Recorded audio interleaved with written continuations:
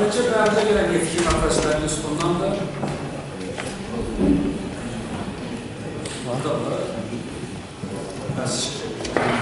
Deməli, 10210 və halogen katalizatorlar üzərində kreki qıdlanma qazolunun və pamuk yağı ilə qarışımı termokatalytik çevrilmə prosesini tərtib edir. Sen familiyatını var. Hasan Xanım, buyurun. Herkes sağlığında. 10211 və onun hal-hazır katalizator qarşılığından katalitik sistemindən istifadə edilməklə katalitik kreditin ağır-qazolun prosesində onun pamuklarına qarşılığından termokatalytik çevrilmə prosesini təşkil edir. Aşağı molekulu aliflərin neft kimi sənayesinin əsas versiyonlarından biri məlumdur ki, aşağı molekullu aliflinlərdir. Aşağı molekullu aliflinlər içərisində ən çox təlavata ihtiyacı olan etilendir. Lakin hal-hazırda problemi olan təlavat da günü-gündən artmaqdadır. Belə ki, müasir dövrdə hesablanmış mövcud olan piroliz qurğularının etilen istehsalına görə gücü illik 112,9 milyon ton təşkil edir. Bu da dünya istehsalının 100%-dir. Problemi olan təlavatın isə 39 milyon ton təşkil edir. Bu da dünya istehsalının 67%-ni tutur. Deməli, dünyada etilen olan təlavatın ilgi yardımı 3,7%, problemi olan təlavat isə 4,7% təşkil edir. Yaranan problem çatışmamazlığının qarşısını almaq üçün, bu təlavatı ödəmək üçün problemin illik artımını 7%-ə çatdırmaq lazımdır. Belə ki, 1995-ci ildə problemi olan təlavat 39 milyon ton təşkil edilmişdirsə, diaqramdan da görsəndiyi kimi 2010-cu və 2010-2015-ci illərdə bu təlavat illik artımı sürətlə artmışdır. Aşağı molekullu aliflinlərin alınmasını 3 böyük qrupa bölmək olar. Karbonhidratlar xam malının pirolizi, bu zaman aşağı molekullu aliflinlər məqsədyönlü məhsul sayılır. İkinci, neftin destruktiv, termik və termokatalytik pirolizindən, yəni prosesdən alınan neft qazlarının ayrılmasından, üçüncü isə aşağı molekullu parafinlərin dehidrogenləşməsindən. Bu zamanda aşağı molekullu aliflinlər məqsədyönlü məhsul sayılır. Aşağı molekullu aliflinlərin əsas xam mal mənbəyi yüngül neft fraksiyaları və əsas təbii qazdır. Və aşağı molekullu aliflinlər əsasən məlumdur ki, piroliz prosesi zamanı alınır. Piroliz prosesi neft sənayesinin və qaz sənayesinin əsas baza prosesidir. Piroliz prosesi zamanı hal-hazırda təbii qazın piroliz prosesində alınan aliflinlərin çıxımına nəzər salaq. Deməli, məlumdur ki, piroliz prosesi sənayedə 2 rejim üzrə aparılır, etilen və propen rejim üzrə. Bu zaman, əgər etilenin çıxım faizi yüksəkdirsə, yəni etilen maksimal çıxımı, məsələn, 33,5% 875 dərəcədə təşkil edirsə, bu zaman propenin çıxım faizi 7,3% təşkil edir. Əgər propenin çıxım faizi yüksək 17,8% təşkil edəkdə, bu zaman etilen çıxım faizi azalaraq 22,8% təşkil edilmiş olur. Eyni tendensiya 2-lemon benzini və qazol fraksiyasının da sənayedə piroliz prosesi zamanı müşahidə olunur. Belə ki, etilenin maksimal çıxımı 33,3 olanda 2-lemon benzin piroliz zamanı propenin çıxım faizi 7,3% təşkil edir. Həmçinin qazol fraksiyasında maksimal çıxım etilendə 22,6% təşkil edirsə, propenin çıxım faizi 9,13% təşkil edir. Hal-hazırda piroliz prosesinin təkmilləşdirilməsi aktual problemlərdən biridir. Piroliz prosesinin təkmilləşdirilməsi zamanı istiqamətlərindən biri odur ki, tükənən neft xam mallarını nəzərə alaraq neft emalının dərinləşdirilməsi, digər istiqamətdən isə ağır neft fraksiyalarının prosesə cəlb edilməsidir. Digər istiqamətdə isə piroliz prosesinin özünə alternativ olan dərin katalitik krefik prosesinin işlərin hazırlanmasıdır. Proses zamanı əmələ gələn kokslaşmanın yüksəlməsi, problemin qarşısı alınması və həmçinin istilik səthi kimi istilik verici səthlərin işlərinin hazırlanması, həmçinin aşağı molekulyarların çıxım faizinin və selektivliyin artırılması üçün uyğun katalizatorların tapılıb işlərin hazırlanması əsas istiqamətlərindən biridir. Ağır fraksiyaları və həmçinin neft məhsullarına alternativ olan qeyri-neft xammalları bu istiqamətdə bioresursların və geniş işlənmə bazası olan bitki yağları və ya işlənmiş yağların prosesi tətbiqi hal-hazırda zəruridir. Bunları nəzərə alaraq dünya miqyasında adları qeyd olunan Maxetin, ExxonMobil, Petro, FCCC, WOP şirkətləri kimi şirkətlər dərin katalitik krik prosesini aparmışlar. Onlar ilkin olaraq alternativ xammal kimi vakuum qazlarını bitki yağları ilə birgə dərin katalitik krik prosesini aparmışlar və nəticədə etilenin çıxım faizini 12,7 və 12,6%, propenində isə 24,2% almışlar. Proses nəticəsində göründüyü kimi propenin çıxım faizinin yüksəlməsinə nail ola bilmişlər. Deyilən qeyd olunanları nəzərə alaraq biz də ağır neft fraksiyalarını həm təmiz halda, həm də onların 10% pambıq yağı ilə qarşılığını həm termik, həm də dərin katalitik krik proseslərini aparmışıq. İlkin olaraq pambıq yağının özünü termik krik prosesini aparmışıq. 7-8 dərəcə Celsius temperatur intervallarında aparılmışdır və bu zaman etilenin çıxım faizi temperatur artdıqca 43,9-dan 56,1%-ə qədər yüksəldiyi müşahidə olunmuşdur.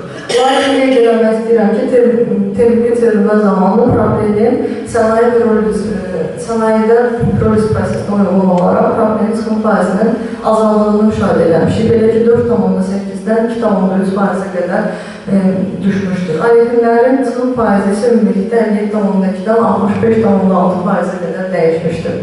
Daha sonra biz istilik verici səth kimi təbii namla boru olan halogenik katalizatoruna istifadə edərək pambıq yağının termokatalitik çevirmə prosesini aparmışıq və müşahidə eləmişik ki, bu zaman 508 dərəcə Celsius temperatur aralığında etilenin çıxım faizi 32,9-dan 43,1%-ə qədər artmışdır.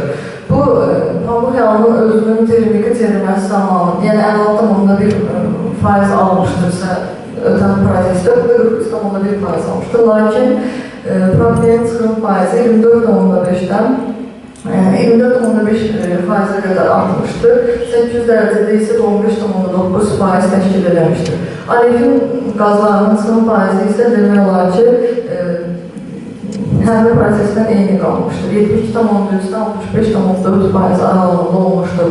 Daha sonra pambıq yağını Omnicat 210P, Siakar 600 və onların halogenlə birgə dərin katalitik krik prosesini aparmışıq.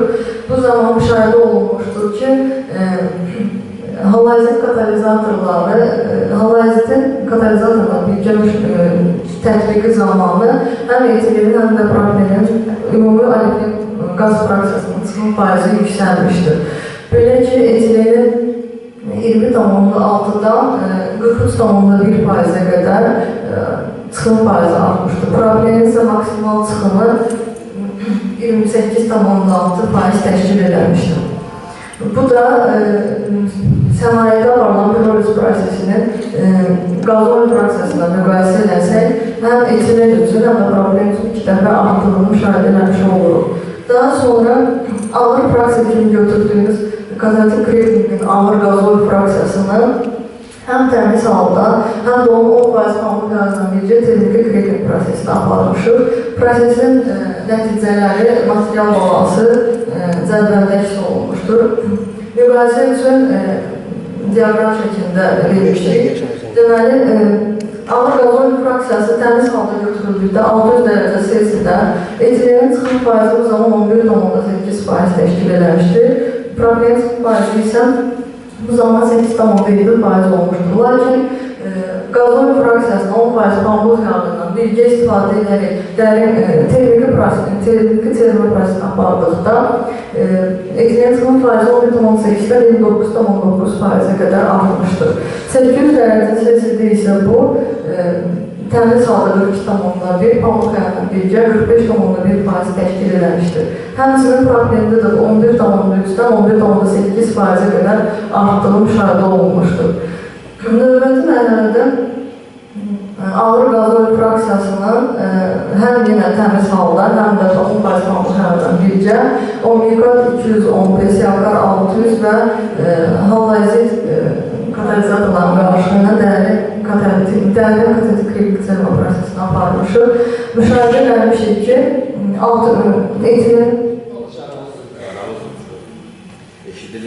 etilenin çıxım faizi 6,3-dən 24,4%-ə qədər artmışdır. Bu zaman propilenin çıxım faizi də həmçinin 10,2-dən 17,8%-ə qədər artmışdır. Omnikat katalizatoru və onun halazitlə birgə dəyərli katalytik çevirmə prosesi aparıldıqda bu artım 16,5-dən 17,1%-ə qədər təşkil edilmişdir. Pambıq yağı ilə ağır qazol fraksiyasının pambıq yağı ilə birgə dəyərli katalytik çevirmə prosesində eyni tendensiya müşahidə olunur, hətta bir qədər də artım olmuşdur. Belə ki, etilin 6,8-dən 24,4%-ə qədər, propilen isə 11-dən 17,7%-ə qədər yüksəlmişdir. Ağır qazol fraksiyasının pambıq yağından aldığımız nəticələri sənaye pirolizmdə aparılan piroliz prosesində olan nəticələrlə müqayisə etdikdə etilenin və propilenin çıxım faizinin artdığını müşahidə edilir. Belə ki, əgər ağır qazol fraksiyasının termiki çevrilməsi zamanı 800 dərəcədə etilenin çıxım faizi 27,5% təşkil edilmişdirsə, qazol fraksiyası 805 dərəcədə 22,6% təşkil edilmişdir. Propilenin çıxım faizi 14,5%, 750 dərəcə Selsi təşkil edilmişdir. 13,6% 700 dərəcə Selsidə sənaye projesində alınmışdır. Pambıq yağı ilə birgə aparılan katalytik kriptizma prosesi zamanı etilenin çıxım faizi 24,4-dən 700 dərəcə Selsidə alınmışdırsa, 22,6 805 dərəcə Selsidə alınmışdır. Bu da 100 dərəcədən çox aşağı temperaturda alınmış nəticədir. Həmçinin propilen üçündə 17,7-dən 700 dərəcədə alınan nəticə təbii qazın alınan nəticəsini müqayisə edildə 7,3% aldığını görüb, bu da 875 dərəcə Selsidə alınmışdır. Bu da 175 dərəcə Selsi fərq olduğunu görərik. Diqqətinizə görə sağ olun. Təşəkkür edirəm. Suallar görəm, şəkranı. Birincisi, siz o təcrübələrinizdə təkcə temperatur ilə idarə eləmişsiniz. Pirolizə temperaturdan başqa su buxarı ilə xam malın qarışığının nisbəti. Bəli, 5-10% üzr istəyirəm, 5-10% su. 5 ayrıdır, 10 ayrıdır. Orada demək nisbət gedir, birin 1-ə, birin 0,5-ə. Və onu artırıb azalanda propilen də, etilen də dəyişilir. Siz dediyiniz propilen alınması dünya miqyasında bugün etilen qurğularındadır. Bəli. Etilen qurğu, əgər sən istəsən bugün propileni artırasan, rejimi yumşaldırsan. Qaldırır, amma etilenin çıxım faizi... Temperaturu salırsan aşağıya və yaxud da ki, nisbəti dəyişdirirsən və yaxud da ki, vremya pribivani reaksiyonun zonu dəyişdirirsən və yaxud da ki, zakalka aparatını dəyişdirirsən. Bundan sonra siz deyə bilərsiniz nə qədər. Bu birincisi. Demək, bu o demək deyil ki, əgər 30 milyon ton etilen alırsa, hökmən 19 milyon ton propilen almalı. Elə deyil. İkincisi, demək, siz o biri indi elədiyiniz katalizatorlarla da və yaxud da ki, istədiyiniz pambıq yağı ilə. Bu çox yaxşı işdir. Demək, bunlar demək, bərpa olunan xam mallardır, onlardan istifadə edilməlidir. Ancaq bu halda da tədqiqatı axıra qədər aparmalısınız. Bilməlisiniz ki, hansı rejimdə, hansı nisbətdə, hansı dərəcəli, bu reaksiyon olan vaxtda və yaxud da ki, hansı zakalkada nə təmin olmalıdır? Bunu bilənlər söylə bilərsiniz. Sonra üçüncüsü də ki, demək o katalizatoru istifadə edirsək, lityumlu nədir olan birləşmələrindən, eyni zamanda onlar da etməməlidirlər. Onlar neçə saat işləyirlər? Bilirsiniz ki, prosesdə onun üstündə koks oturur. Özdə koks az oturmur. O temperaturlar koks çox oturur. Nə qədər işləyirlər? Və onlar necə regenerasiya olurlar? Və bunları da bilmək lazım. Biz katalizatorları həm siyahı, həm də ki, Omega 211 məlum olduğu kimi həm yeni nəsil istihalet katalizatorlarıdır. Hal-hazırda ağır fraksiyaların katalitik edilməsi üçün neft fraksiyaların alınmasında səmayədə istifadə olunur. Hal-hazırda katalizator isə təbii nanoboru, onun strukturu elədir ki, boru şəkillidir. Siz dediz regenerasiya, digər katalizatorlarla müqayisədə tez regenerasiya olur. 400 dərəcə Celsiusdə tam regenerasiya olmuş olur.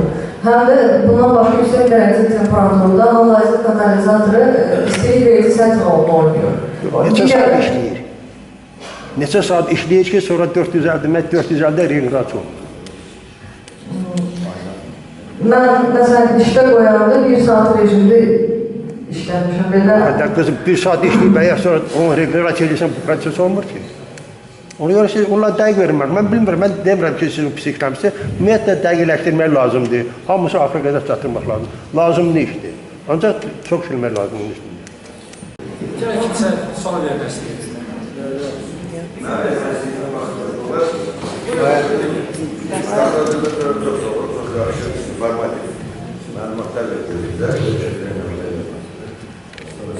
Mən orada maraqlandırır bir şey. Bu pambıq yağını, ağır neft fraksiyasından qazandı, o pambıq yağı hansı rol oyunur ki, birdən belə çıxın, 12 aydan 44 ay, 22-dən 44 ay, çıxın belə çox ağır. Parçalanır. Mən orada dörtlü pambıq yağı, yoxsa pambıq yağı özündən də alır onlar. Özündən alır. Məlum ki, pambıq yağının tərkibində doymamış qoşullar çoxdur. Parçalanmasının ağır fraksiyanın birgə işlənməsi təsir edir.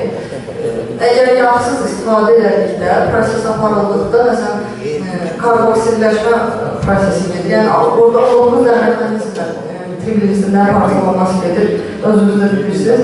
Əgər alifin almaq istəyiriksə, hidrogenləşdirmə lazımdır ki, bu da maliyyəsi daha başa gəlir.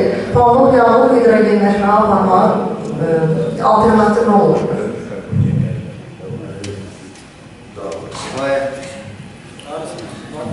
Hamı nəvəzdən danışmıyor. Ali kimi sual. Mən də söz demək istəyirəm. Mən əvvəlcə xanıma təşəkkür eləmək istəyirəm ki, böyle böyük bir auditoriya qarşısında çox yaxşı, özünü itirmədən, özünə belə dinamlı cavablar verdi və çıxış etdi. Sadəcə mən istəyirdim soruşum ki, o halazit katalizatorun təşkilində nələr var? Halazit sözü, yəni orada halogenlər var mı, yoxsa yoxdur mu? Yaxud da bu nə tərkibində, nə tərkibində? Karbondan alır. Halazit tərkibi, deməli, müxtəlif elementlər çoxludur. Tərkibində kobalt, sink, civə, dəmir, sırf elementlər qarşılıdır. Dərəcəyə tavan gətirirsə parçalanmışsın və qaynaqlar. Səli tərkibində. Strukturda alüminyum oksid, bir də su. Vəziyyət belədir ki, ümumiyyətlə naftadan, benzindən, pirol üçün istifadə dərəcəsi getdikcə azalır. Yəni, çox qazlardan parkinlərdən istifadə edir. Bundan görə ağır neft fraksiyaları. Tulanlardan nə dərəcədə bu məqsədə uyğun? Bəlkə sualı mən düz qoymuram, çünki ağır fraksiyalar o qədər istifadə sahələrə var ki, başqa Bu qazlardan daha çox təbii ki. Bu tədqiqat məqsədi, gələcəyə yönlü neft xalmalar, tək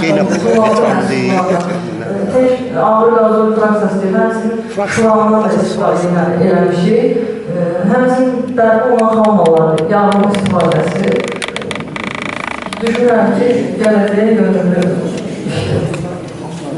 Ayrı sual var mı? Yaxşı. Sual yoxsa da təşəkkür edirəm.